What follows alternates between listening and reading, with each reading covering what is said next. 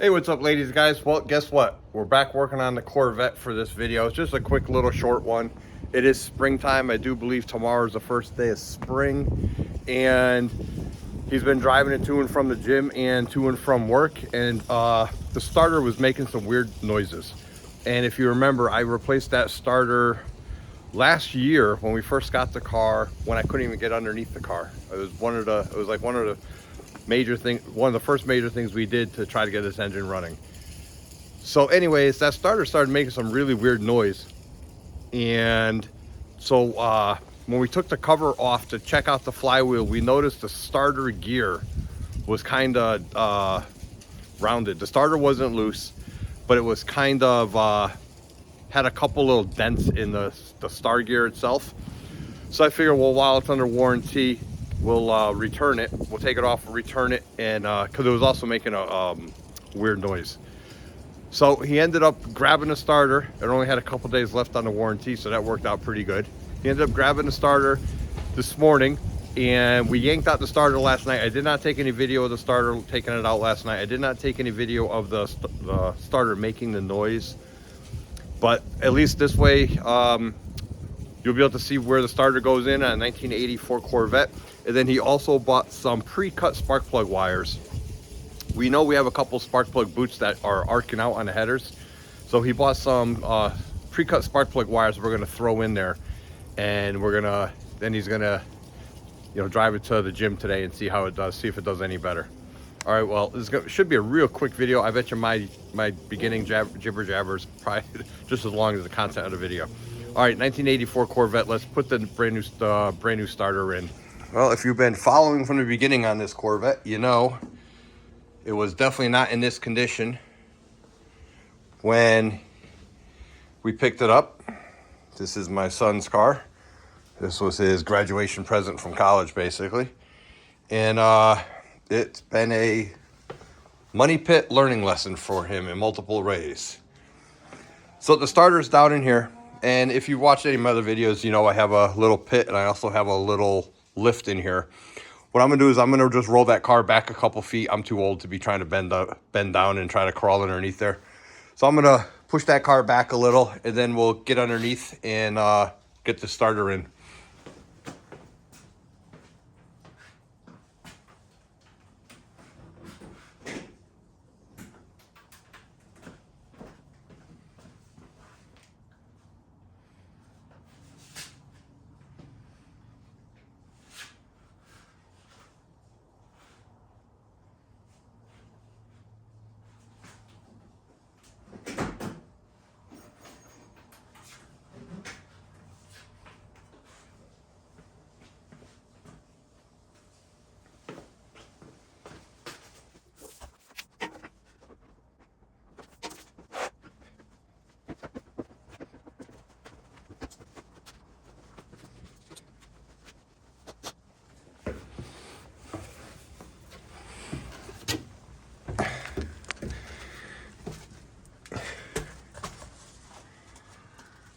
All right, so one thing, if you have not been following along on this channel with this Corvette, is that we actually took out the transmission and rebuilt it. And this was our first attempt at rebuilding an automatic transmission, and he has had no problem. Well, what is this? 700 R4 transmission. It was our first attempt at ever rebuilding that, and it worked great. He has had no problems at all with the transmission, he said. And we put headers on. Obviously the starter goes right there, right here, and you can see what it did to the flywheel. It kind of just knocked them corners, just the very tips of the corners, which is weird. The starter itself gear was banged up. This really doesn't have too much on it, as you can see, but the starter gears were banged up a little bit. So that's why we replaced it. And then we put headers on it. And another future video, we're actually gonna make our own custom exhaust going all the way back. So that's on the summer project. So keep your eyes open for that. We have a rear main seal on the engine and the front oil pan leak, I do believe, up here on the front seal. So you know that he's itching to yank the engine because he wants to go through the whole engine, but I'm trying to postpone that as much as possible. I have my other projects I gotta get going on. Anyways, here's the starter. Where is it? Here's the new starter he picked up. And it's a remanufactured warranty one. And we are going to plop it up in there. It's only 2 bolts and then the wiring, if I remember correctly. So it should not be a hard project at all. Sorry about the camera work here. And we'll get started.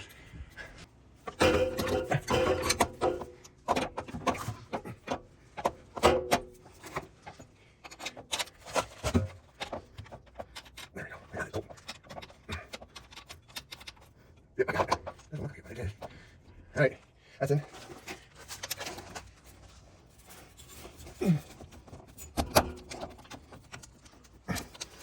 My hands don't reach up in here. We're just like this.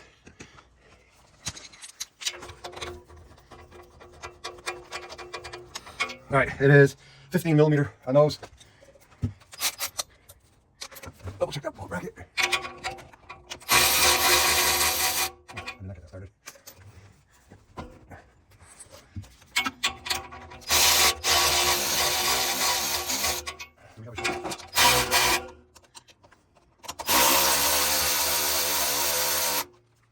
Do you know what the torque specs are on this? No.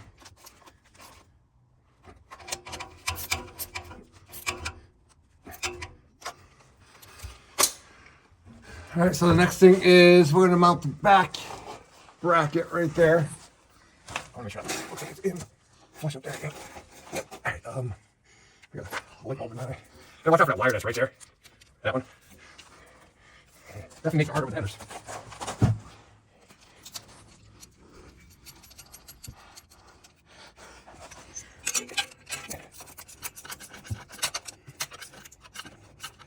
All right, that's that. Try to figure out all your wires up there. Nope.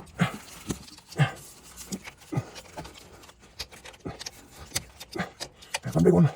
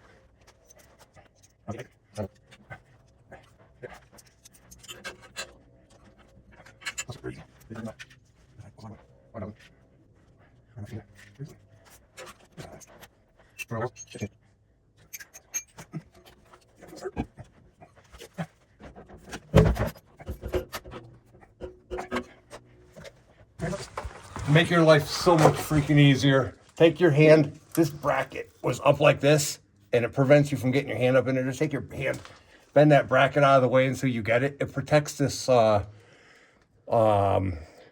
sensor. I don't know what it is. Probably an oil pressure gauge or sensor right there. I'm not sure exactly what this sensor is though. But anyways, so bend this out of the way. You can get your hand all the way up in there so much easier. Then just make sure you push it back. Make sure all those wires are right up against the exhaust up here. And we already replaced, this is shorting out here, Austin. This is melted, whatever it is, your new wire sensor. This is all raw wire right here, I feel it.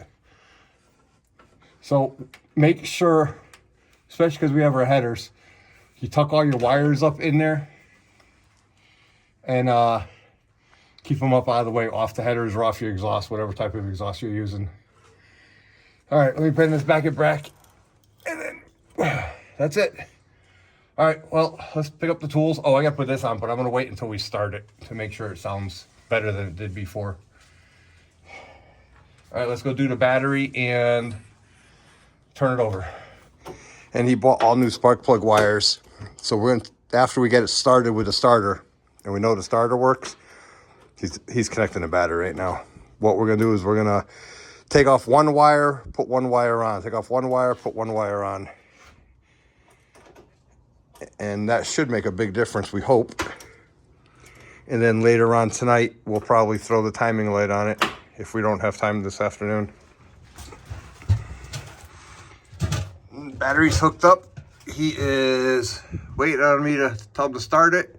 And you're gonna see that gear on the starter should shoot out and grab that flywheel and turn it over. Go ahead, Austin.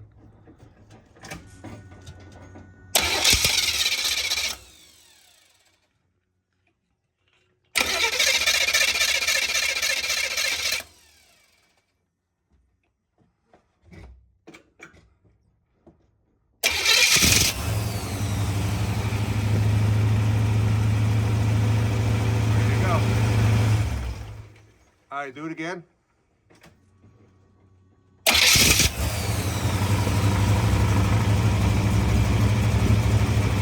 Good.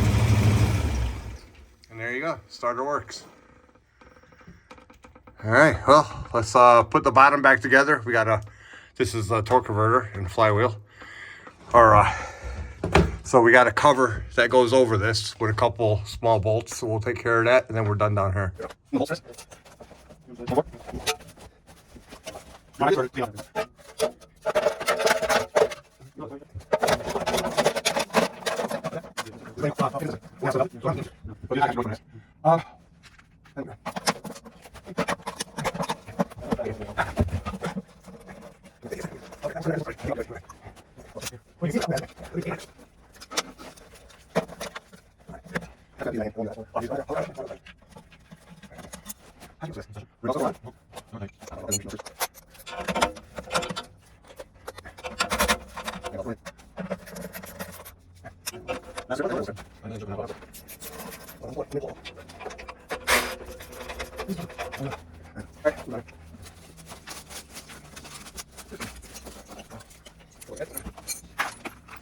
All right, so we're all picked up from doing the new starter.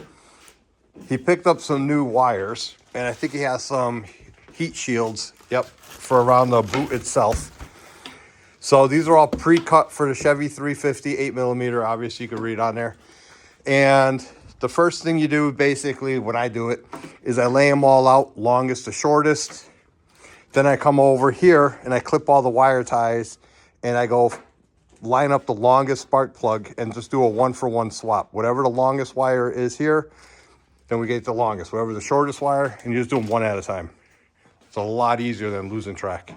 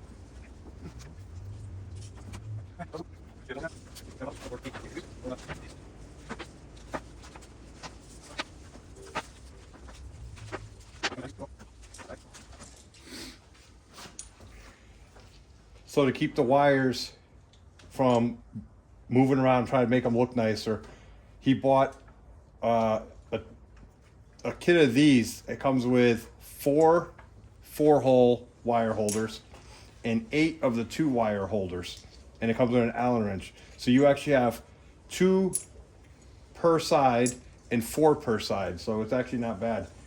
So I'm gonna start putting these on while he's working on his side.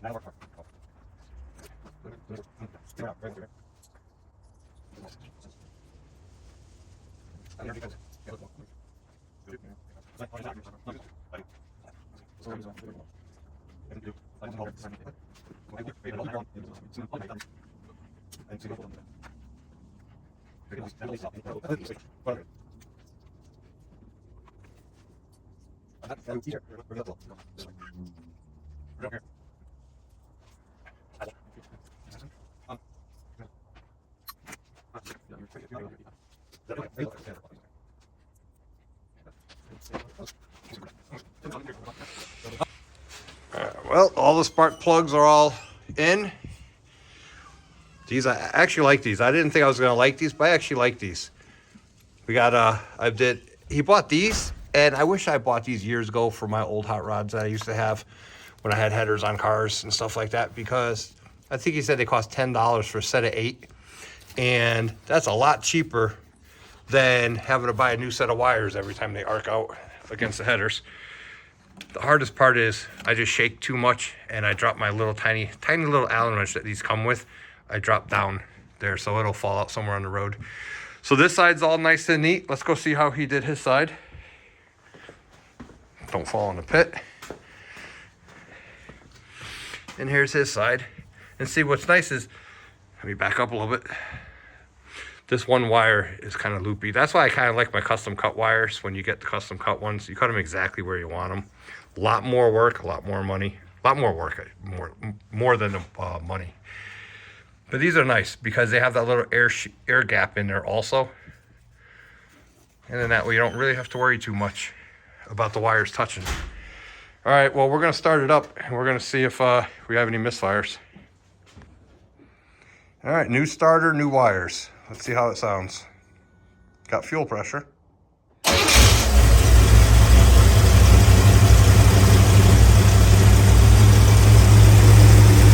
good.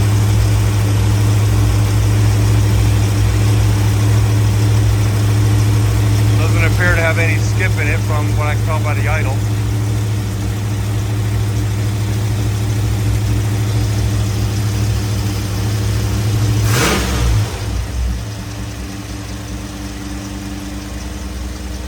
Sounds good.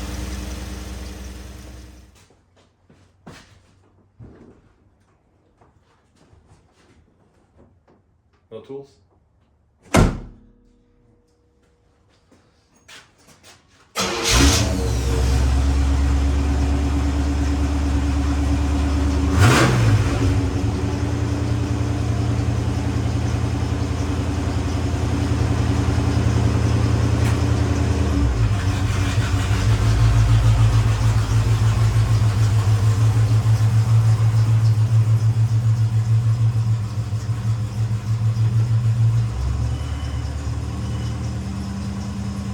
Let it run.